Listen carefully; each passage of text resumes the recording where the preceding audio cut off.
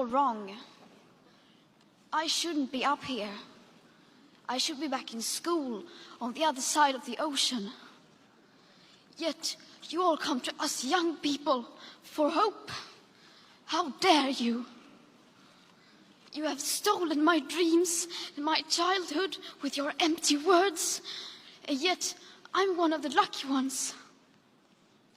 People are suffering, people are dying, entire ecosystems are collapsing. We are in the beginning of a mass extinction, and all you can talk about is money and fairy tales of eternal economic growth. How dare you? For more than 30 years, the science has been crystal clear.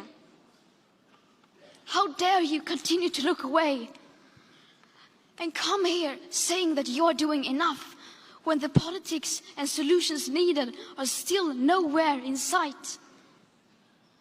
You say you hear us and that you understand the urgency. But no matter how sad and angry I am, I do not want to believe that. Because if you really understood the situation and still kept on failing to act, then you would be evil, and that I refuse to believe.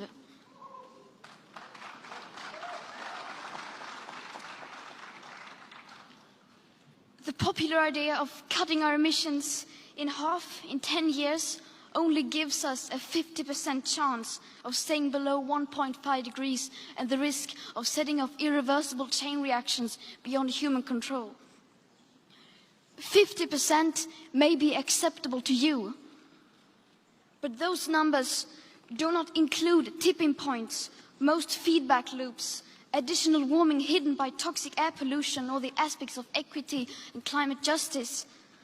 They also rely on my generation sucking hundreds of billions of tons of your CO2 out of the air with technologies that barely exist. So a 50% risk is simply not acceptable to us, we who have to live with the consequences. To have a 67% chance of staying below a 1.5 degrees of global temperature rise, the best odds given by the IPCC, the world had 420 gigatons of CO2 left to emit back on January 1st, 2018. Today that figure is already down to less than 350 gigatons. How dare you pretend that this can be solved with just business as usual and some technical solutions?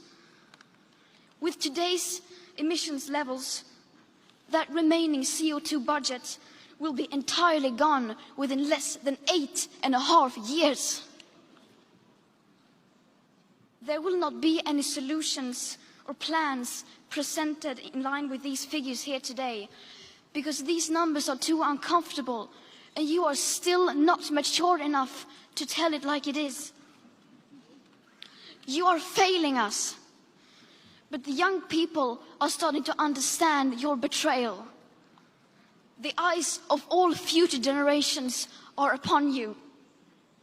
And if you choose to fail us, I say we will never forgive you.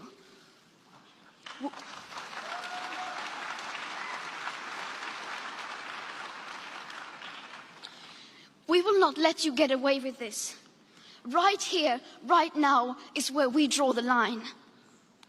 The world is waking up, and change is coming whether you like it or not.